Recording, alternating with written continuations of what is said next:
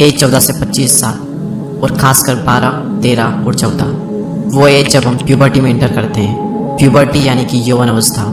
इस एज में हमारी बॉडी में कई सारे हार्मोनल चेंजेस होने लगते हैं, जैसे कि हमारी आवाज़ थोड़ी भारी होने लगती है, अपोजिट जेंडर के लिए अट्रैक्शन बढ़ने लगता है, इन शॉर्ट हमारा बचपन खत्म होने लगता है और हम बच्चे से एडल्ट बनने लग जाते हैं। कई सारी चीज़ें हमें बहुत ही परेशान करती है, कई सारी चीज़ों से हम बहुत ही डिस्ट्रैक्ट होने लगते हैं। हम अपोजिट जेंडर से इतने अट्रैक्ट हो जाते हैं कि हम सब भूल जाते हैं। हमारी लाइफ का सिर्फ एक ही पर्पस होता है कि मुझे वो मिलनी चाहिए या फिर मिलना चाहिए, बाकी ज़िंदगी में और कुछ भी नहीं। और ये सब कुछ आपके साथ में होता है, इट्स नॉर्मल।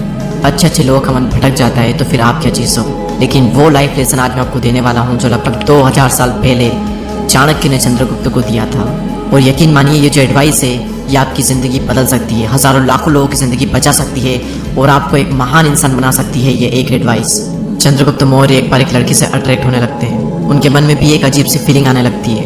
उन फीलिंग्स की वजह से वो अंदर ही अंदर तड़पने लगते हैं और तभी उन्होंने ये बात आचार्य चाणक्य को बताई। और आचार्य चाणक्य ने इस पर कहा कि चंद्रगुप्त इसमें तुम्हारी कोई गलती नहीं है। मैंने तुम्हें कई सारी विद्याएं सिखाई, लेकिन अपने मन को कंट्रोल करने के लिए मैं तुम्हें कोई ज्ञान नहीं दे पाया, और खासकर इसी संवेदनशील फीलिंग्स को संभालने के बारे में।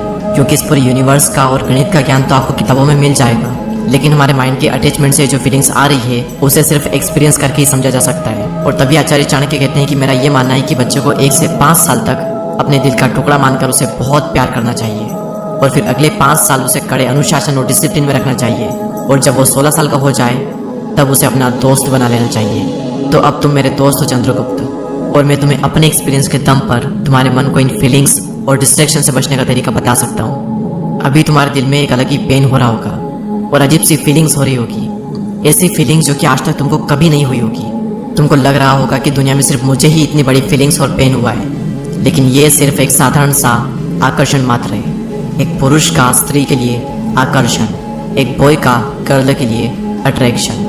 लेकिन अगर इस अट्रैक्शन को और इसके प्रभाव को कम नहीं किया गया तो इसके बहुत बुरे रिजल्ट हो सकते हैं। एक बात हमेशा याद रखना कि दुनिया में आत्मिक ज्ञान से बड़ा कोई भी आनंद नहीं, कामुकता से बड़ी कोई व्याधि नहीं, यानी कि सेक्सुअलिटी से बड़ी कोई प्रॉब्लम नहीं, और शारीरिक आकर्षण से बड़ा कोई शत्रु नहीं।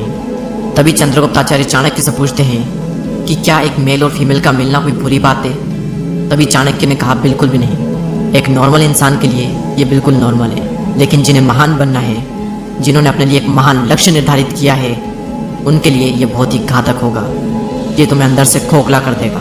जिनके मन पर लव, अटैचमेंट और अट्रैक्शन ने डेरा जमा रखा हो, वो अपने कर्तव्य का पालन करने में असमर्थ हो जाते हैं। वो हमेशा इनसिक्योर रहेगा। ये किसी किसान, बिजनेसमैन या फिर एक नॉर्मल इंसान के लिए साधारण हो सकता है, लेकिन जिसने अखंड भारत के सम्राट बनने का लक्ष्य निर्धारित किया हो, उसके लिए प्यार, अट्रैक्शन, अटैचमेंट, कामुकता उसके पतन का कारण बनती है।